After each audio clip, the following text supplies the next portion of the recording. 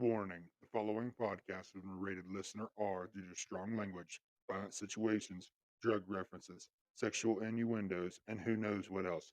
Listener discretion is advised. With that being said, hang on, sugar tits, because we're about to get wobbled.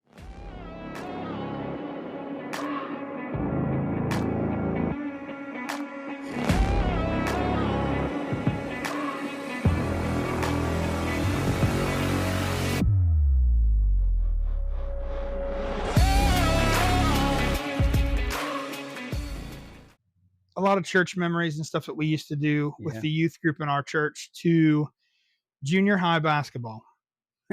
And this is one of the things I wanted to bring up to you. Yep. You had talked me into playing basketball Yeah, my I eighth did. grade year. Yeah. So I was a very big football, baseball kid Mhm. growing up. Watched football, baseball. Pretty good at baseball too. I don't know if I was really I good. would say but you were good. Better than me. Played all 4 years of baseball.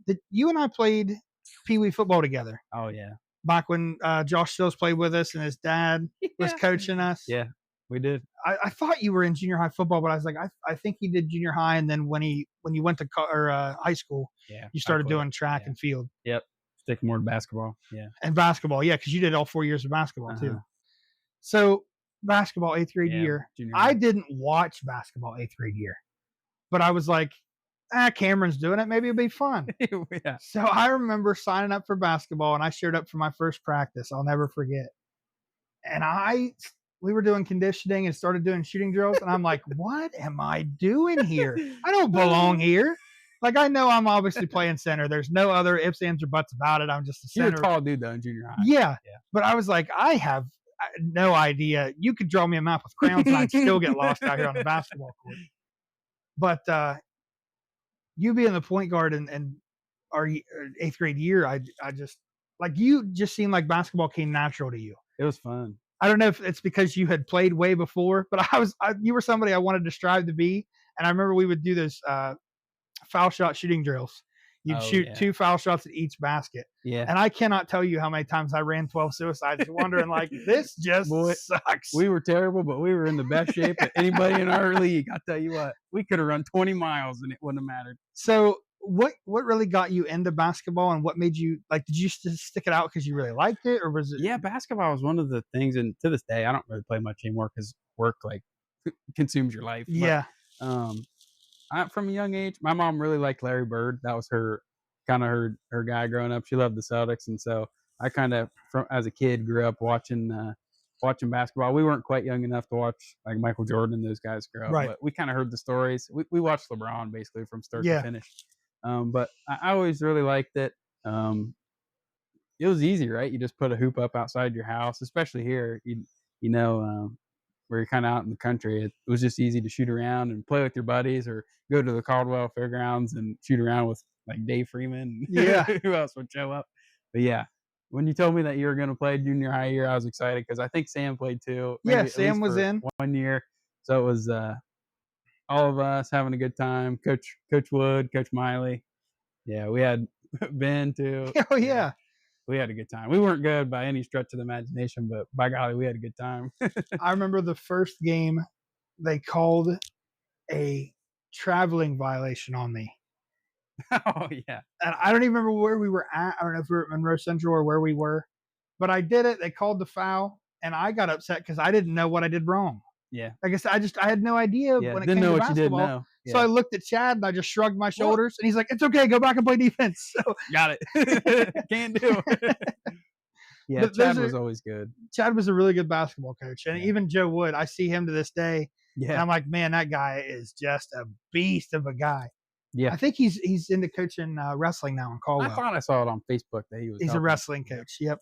Yeah, and Chad's the coach now at Shenandoah High School. Yeah, Coach. yep. Boys basketball. Yeah, Good for him. he was always really, really good to us. We've made him mad a few times. I think he Oh yeah. punted a couple basketballs, but he's a great coach. Great, knows basketball very well. But I had a lot of good memories, especially even with basketball. And, Yeah. And another one that I won't ever forget. I don't remember where we were at, but it was a pickup game because we bet our dads that we would be better at basketball than them. So if you remember, it was me, you, and Ben Leach, and it was Ben's dad. Yeah. I can't even think of his John John Leach. I just know him by Peachy Leach because Yep. it's funny because I asked Dad this a while back too. I said, "Is it weird that you went to school with these people and now like your kids are now going to school with their kids? So like your friends in school are now our friends, Friends like, with their kids. Yeah. Yeah. He's like, it's just one of those things. He said it was really cool that he said we were all friends in school and then it circled back around and you So guys are funny. now all friends in school. But Yeah. I remember it was Ben's dad, your dad, and my dad versus us three. Yeah. And they whipped us. Oh, you're digging into some core memories. for But me. I remember, I'll never forget that next morning Dad woke up because he couldn't get out of bed.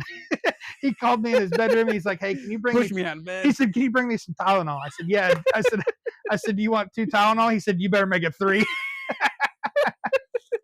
I do remember that. Now that you say that, oh my gosh! I don't know forgot if we were at remember Caldwell or Bell Valley Park. I can't remember where we that. It were. might have been Bell Valley, but I remember that.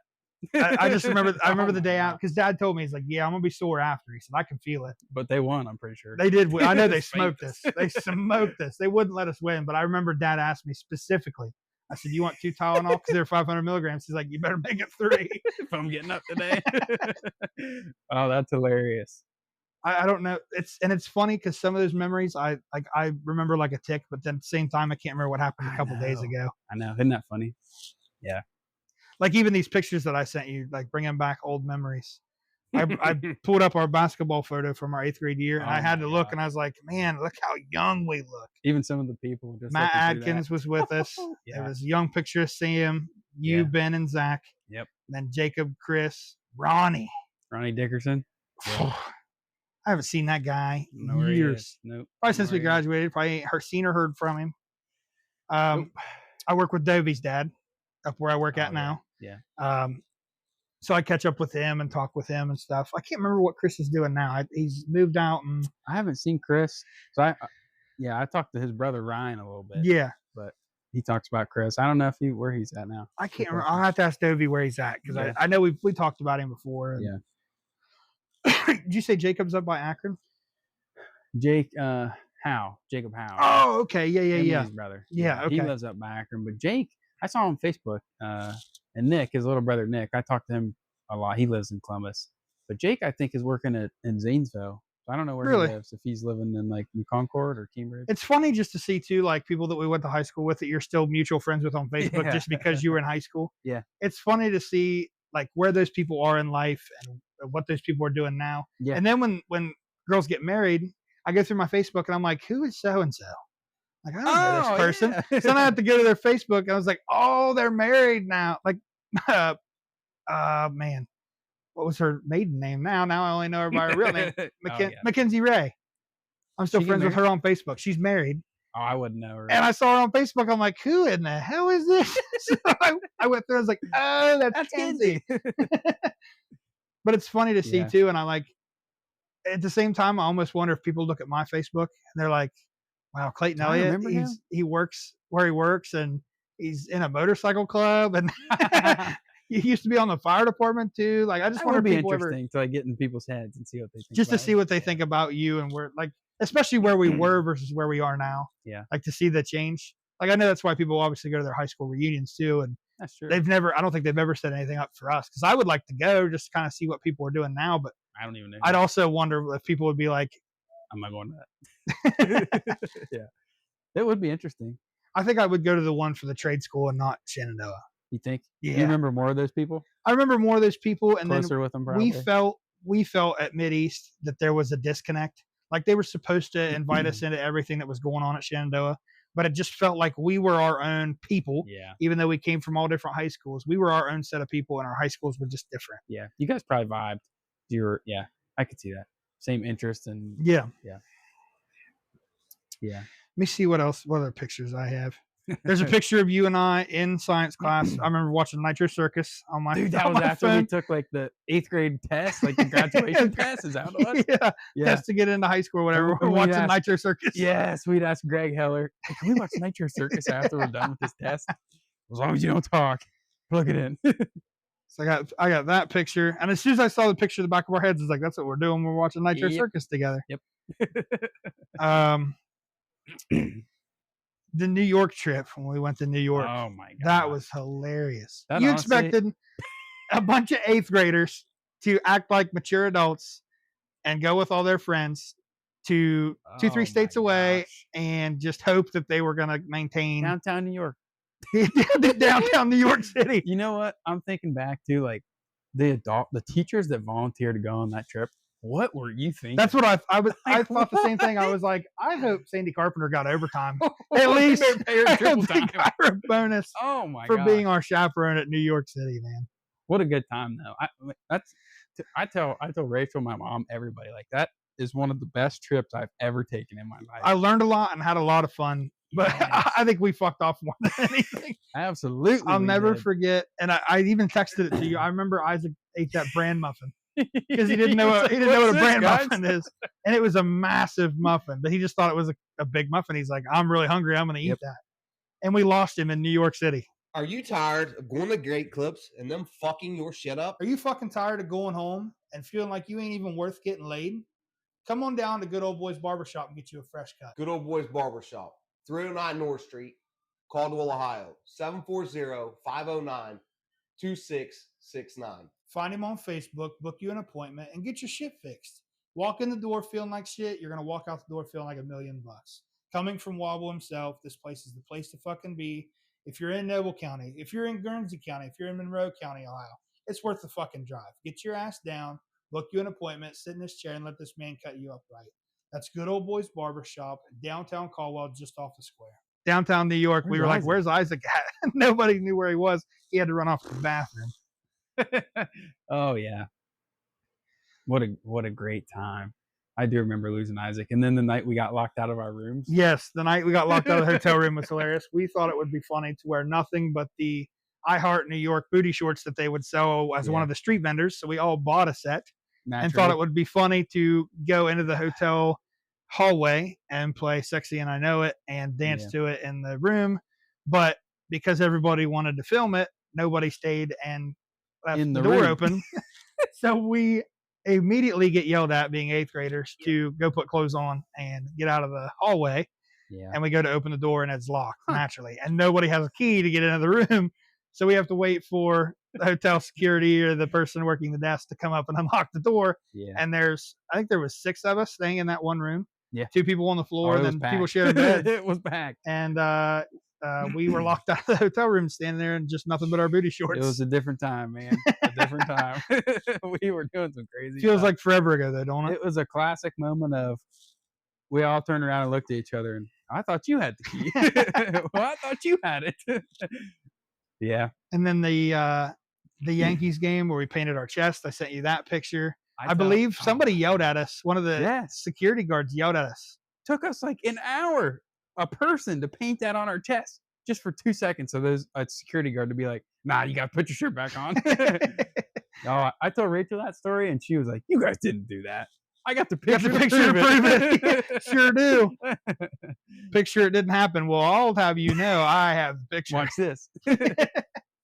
Yeah, great time. So many memories that you and I share. And I really, like I said, I appreciate it because those are stories that are just building blocks of who I am today. And like I said, I feel like I honestly would be a different person if it weren't for going through all those things. Yep. You know, like I said, I honestly believe like I have a lot of building blocks that lead me up to where I am today. And I'm proud to say that you are one of those foundation blocks that has gotten me to where I am. Whether you feel like you ever were or not, it truly does mean something to me. And I know that I probably have told you this before. If I haven't told you this before, I should have. Kristen and I have talked about this multiple times. If I have a son, I told her that one of the big names that I really wanted to name my son was Cameron. Oh, geez. And it would be Cameron Michael. So that way it would have your first name. It would have my dad's first name, my middle name, all combined into one. And it was all people that were influential in my life that really was, like I said, a building block to where I am. But wow. If I ever have a son and God willing that Kristen lets me, because she's named, we were sitting here on the couch last night and she's looking at baby names, and she's not pregnant. I know she's not, but she just likes looking at baby names and running ideas by me. And she's naming all these names. And if your name is Coleman, I'm not saying that you have a bad name. Sorry, Coleman. But she's like, what do you think about Coleman for a boy's first name? And I said, I'll be honest, when the first thing you say of Coleman is a first name, the first thing I think of is a fish. Like I don't know. I Gary said Coleman. it's just not a good name that I think that I would like. But Yeah. I told her, I said Cameron Michael is just a boy's name that I like.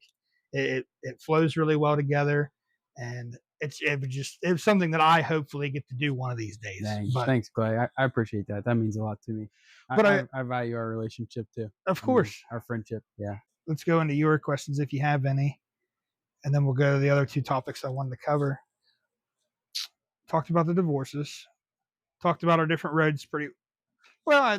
We can kind of touch a little bit more on Yeah, this. sure. All the different roads that we took after high school, and even Yeah. though we all pretty much grew up similar, we kind of hit in on that. But was there anything else you wanted to add or ask about Oh, I that? just think it's so interesting. Like we did kind of touch on this, but it's like people are doing such different things. We all came from like Shindo High School, Yeah, but then everybody went such different directions. Different graduating careers. class of what do we have, 60-ish? That's what I tell maybe? people in college. People like I go to college with people who are like, yeah, my class was pretty small, 500 people. And I'm like, are you kidding me? Our graduation took maybe an like, hour. With everybody at Mideast, and when you put everybody in the same room, we maybe had 80 people. Yeah, Yeah, but just to see all the different places people go, and sometimes it was like the people who you didn't think would do certain things ended up being like something that you would never have put the two and two together. I'll be right? honest with Sam. I never thought Yeah. he would move to Yeah. Florida and become a real estate agent in Yeah. Florida.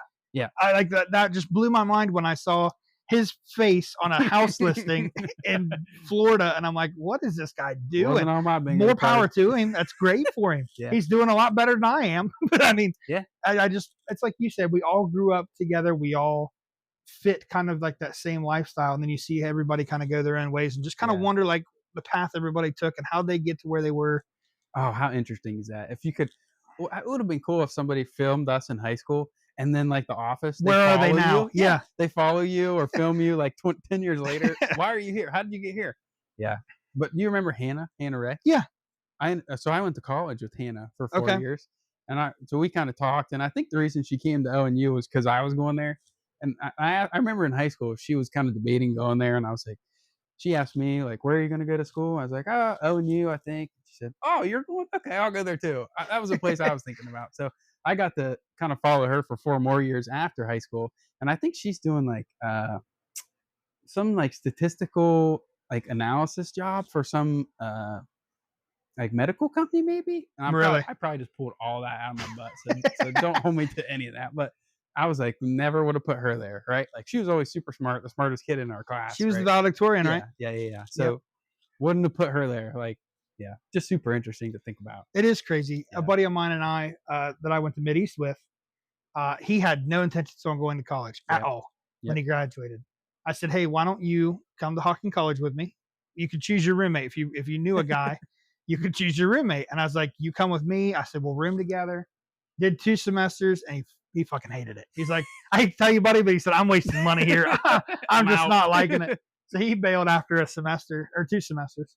And but it's like you said, you try to find people that you're comfortable with, and you try to like take them with you on your journey. But Yeah. it's like you said, how do you expect somebody that's 18 years old to know what they're gonna do?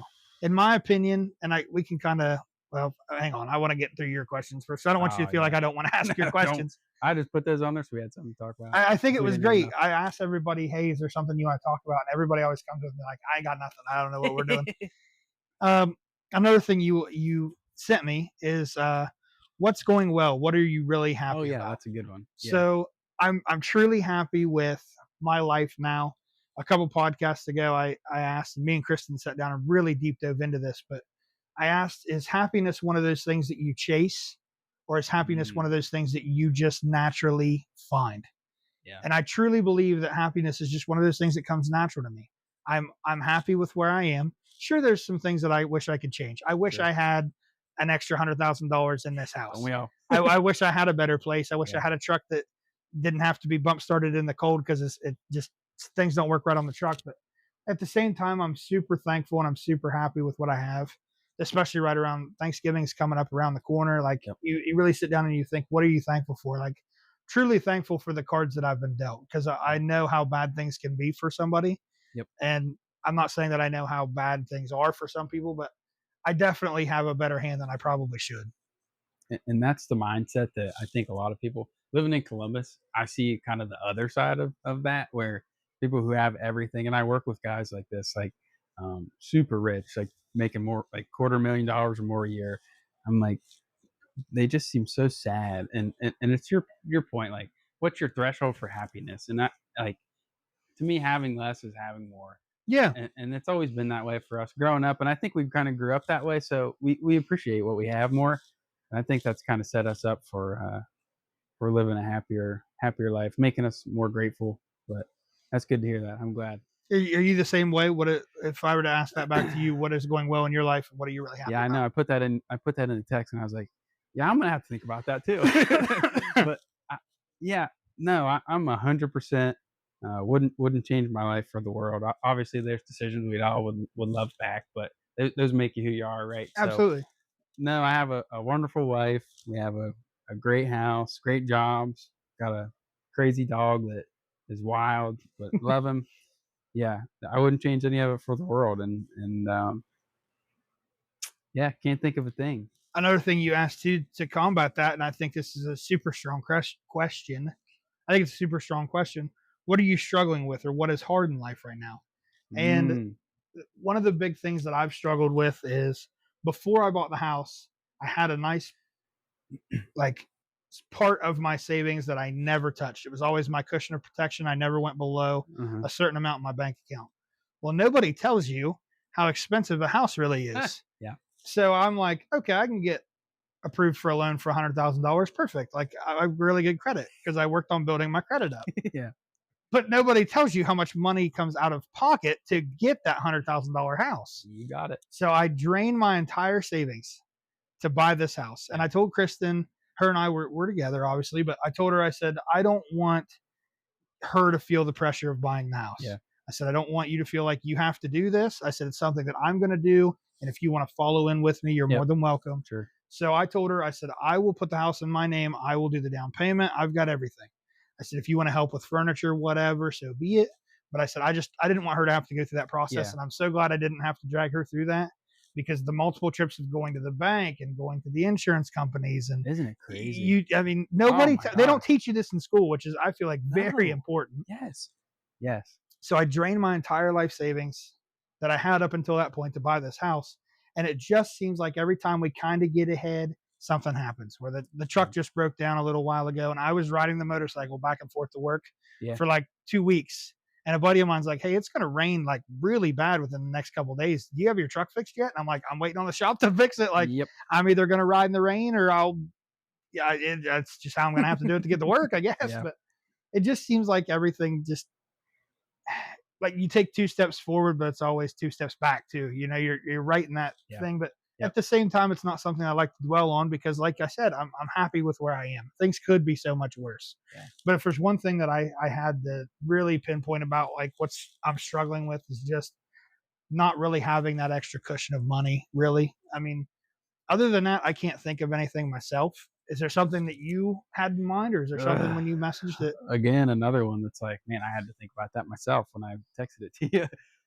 Yeah, I don't know. Like, one of the big talk that Rachel and I go back and forth about is, we both have good jobs, and we have a house, and we're blessed in that way. God's provided for us, and we've never had where we didn't have, right? Like, we've always, He's always provided for us, but we go back and forth all the time about what's more valuable to you, the money or your time, like working, or would you rather spend time with each other and enjoy that part of your life? And so I'm trying to balance that right now, where I can work all this overtime and climb the corporate ladder of the rat race to 9 to 5, or do you stay home, you work your 8 hours, you go home, and you spend time together and enjoy your life, talk to your family and the things that matter. And so I'm kind of fighting that right now, like trying to find that balance. And I think maybe we all are to some extent, but yeah. It's funny that you mentioned that, because back when I did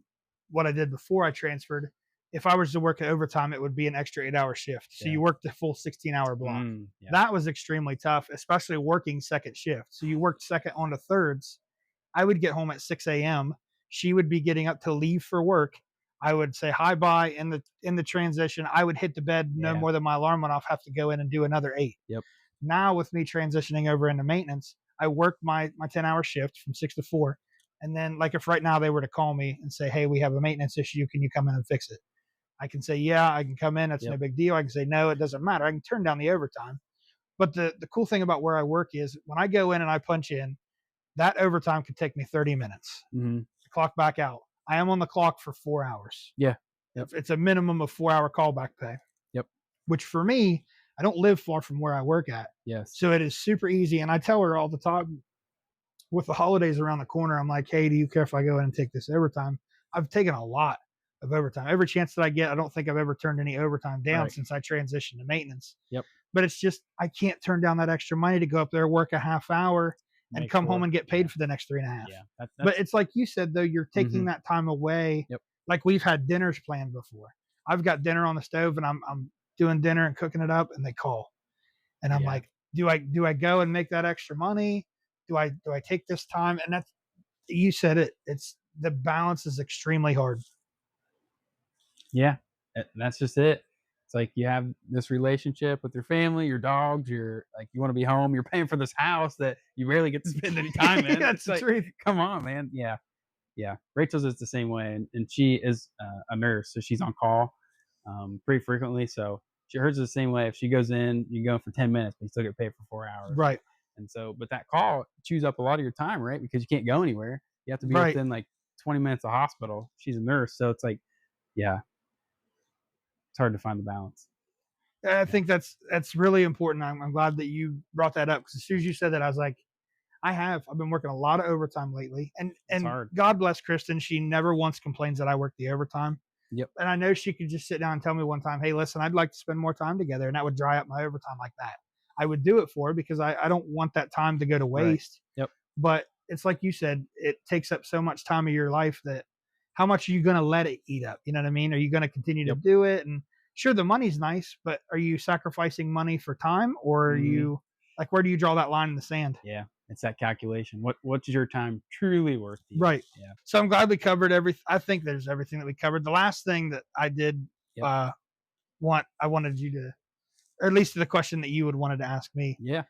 You said, what was my biggest goal for the podcast? Joe Rogan style, 100+ million listeners. And I kind of filled you in on this on the last, or before we even started the episode, and I talked to other people about this.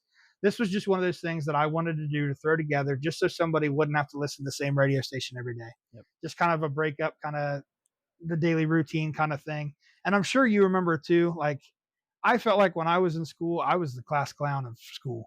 I liked making people laugh. I liked joking around, doing stupid shit, not getting in trouble, but like, it's just kind of the personality that I have. And I've always had that. Like I enjoy making somebody smile. And even if somebody listens to a 10-minute clip of this and they think, wow, Cameron and Clayton don't know what the fuck they're talking about. Which is likely.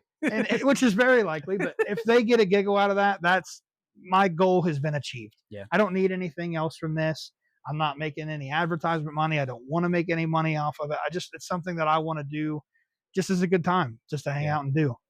But I hope you enjoyed it. I appreciate you coming down and doing it. Like I said, I couldn't be more thankful that you just even gave me the time of day. I know when Sam told me that you guys listen to the episodes, I was like, there's no way these guys from high school that I haven't talked to since we graduated will sit down and support the podcast with me. But, dude, I gotta add my little blip in here and just say thanks for having me. Obviously, you're one of my best friends. I still consider you one of my best friends. I listen to the podcast. We were talking before this. I have a 45-minute drive to work one way. I listen to every time an episode comes out. I listen to it religiously. So I've heard every episode, first season to now. Hopefully, I can listen to this one too. It's hard to listen to yourself talk. You're probably gonna hate this episode. I hate to tell you, but this is probably the one you're gonna want to skip. Perfect. A lot of people say that though, like, and that's the same for me when I record a podcast for myself. It's hard. Yeah. Just because I'm like, man, this is really repetitive, and I'm not a fan of it. But like, it's crazy to think too. When I went to this big summer event with the guys from the motorcycle club, I had random people come up to me that I barely knew. Yep. And was like, hey, when are you recording another episode? I love your episodes. And I'm like, I don't even know who you are. Do you? But you know more about me just because of what I'm doing. And like I said, if it gives somebody a smile for 5 seconds, my goal is done. Yeah. But thanks again, guys, for listening. I really appreciate it. And I will let Cameron and me sign off this episode. It was a great episode 15. Thank you again. Yep. But until next time, guys, Stay wobbled. thanks.